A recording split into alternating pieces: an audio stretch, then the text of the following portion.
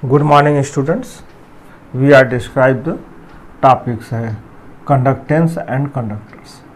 तो at first describe the conductors. Conductor क्या है?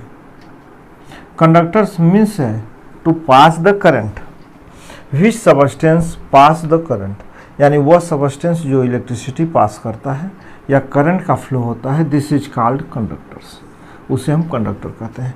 जैसे मेटल रॉड है, मेटल रॉड्स इलेक्ट्रिसिटी का फ्लो करता है, तो these are conductors.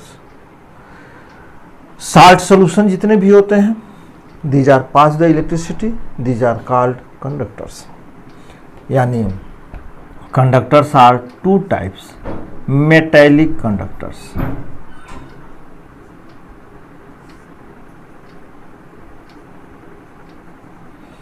Metallic conductors यानी मेटल्स, जितने भी मेटल्स होते हैं वह इलेक्ट्रिसिटी पास करते हैं, उसमें इलेक्ट्रिसिटी का फ्लो होता है, these are called metallic conductors. लेकिन उस मेटेलिक कंडक्टर्स में इलेक्ट्रिसिटी का फ्लो क्या होता है, कैसे होता है? उसमें इलेक्ट्रिसिटी का फ्लो होता है transfer of the electron.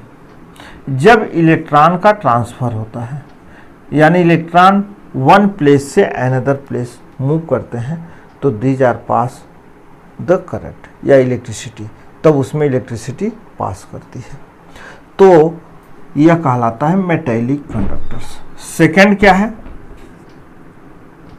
Second है इलेक्ट्रोलिटिक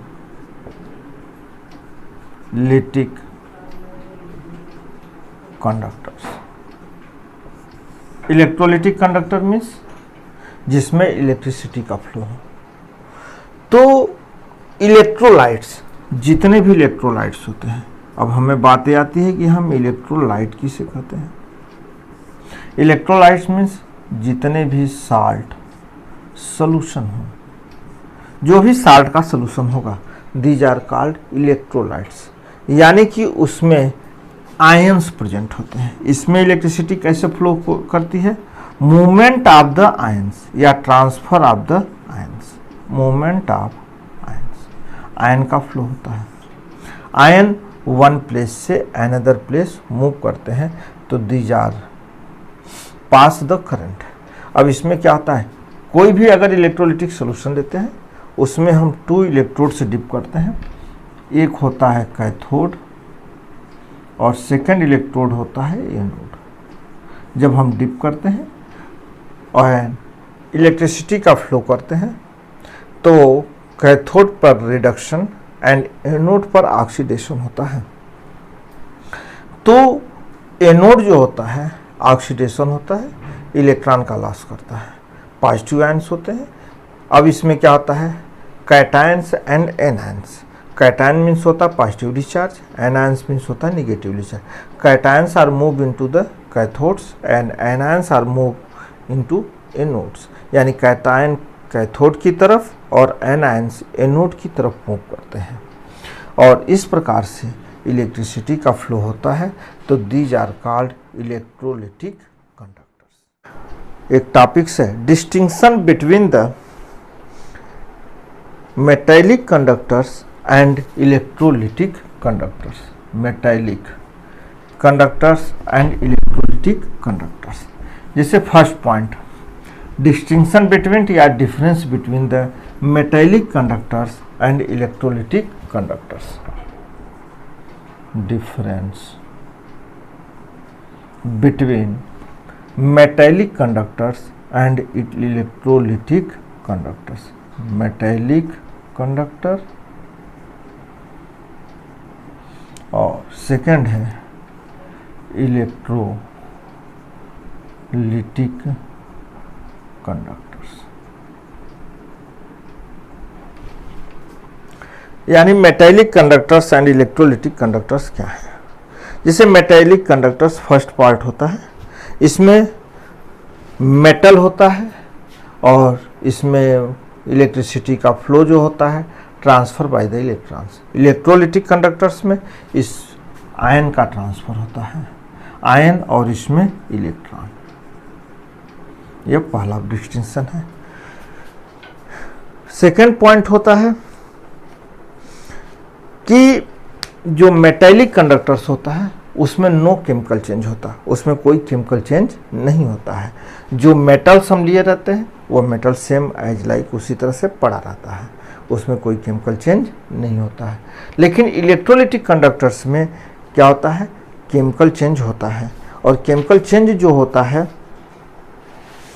उसमें, क्योंकि इलेक्ट्रोलाइटिक कंडक्टर्स में ऑक्सीडेशन और रिडक्शन होता है, after oxidation and reduction change of the substance properties, और सब्सटेंस की प्रॉपर्टीज चेंज होती है, तो इसलिए उसमें जो है केमिकल चेंज होता है। थर्ड पॉइंट हम कह सकते हैं कि दोनों ओम्स लॉ को फॉलो करते हैं, चाहे वो मेटेलिक कंडक्टर्स हो चाहे इलेक्ट्रोलाइटिक कंडक्टर्स हो, these are follow the Ohm's law.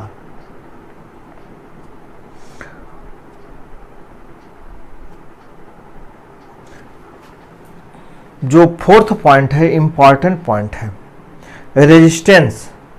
Resistance means होता है इंटरफेयरिंग ऑफ द करंट, जो करंट में इंटरफियर करे या बाधा पहुंचाए, बैरियर्स हो, बाधा हो, उसे हम कहते हैं रेजिस्टेंस।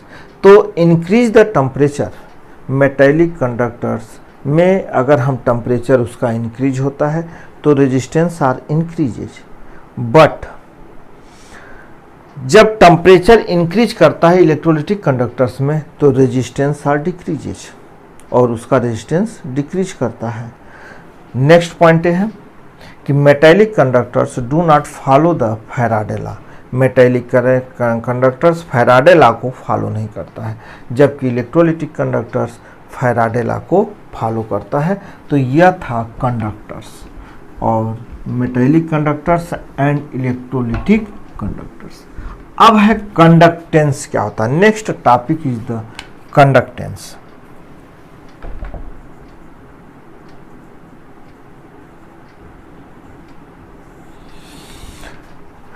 कंडक्टेंस क्या होता है, या हम ये कहें electrolytic conductance. Conductance electrolytic conductance. जब हम कोई भी इलेक्ट्रोलाइट्स लेते हैं, जैसे NaCl है, NaCl solution is called electrolytes, यानी इलेक्ट्रोलाइटिक। अगर इसमें जब कोई भी इलेक्ट्रोलाइटिक सॉल्यूशन होता है, अगर उसमें इलेक्ट्रिसिटी का फ्लो हो तो these are called electrolytic conductors, और pass of the currents is called conductance. अगर वह इलेक्ट्रिसिटी का पास करे तो उसे हम कहते हैं कंडक्टेंस। तो क्या होता है, कंडक्टेंस की डिफिनीशन क्या होती है। Conductance is equal to 1 upon the resistance. Conductance always क्या होता है, रेजिस्टेंस के अपोजिट होता है। कंडक्टेंस को हम कैपिटल C से इंडिकेट करते हैं, C is equal to 1/R, यह कहलाता है कंडक्टेंस। तो यह है कंडक्टेंस। तो conductance C is equal to 1/R। अब है specific conductance and conductivity. Specific conductance and conductivity.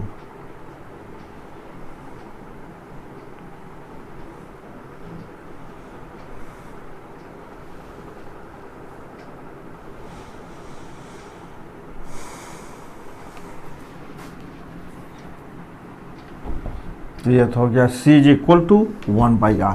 Specific conductance क्या होता है, specific R proportional to L/A according to Ohm's law.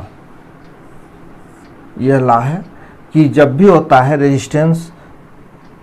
Resistance wire के लेंथ के डायरेक्टली प्रोपोर्शनल और उसके क्रॉस सेक्शन एरिया के इनवर्सली प्रोपोर्शनल होता है।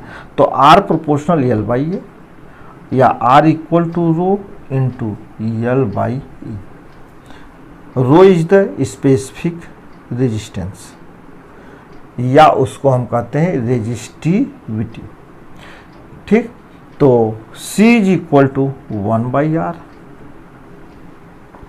C इज इक्वल टू होता है 1/r। तो अगर हम इसके अकॉर्डिंग चलें तो स्पेसिफिक कंडक्टेंस या कंडक्टिविटी क्या होती है?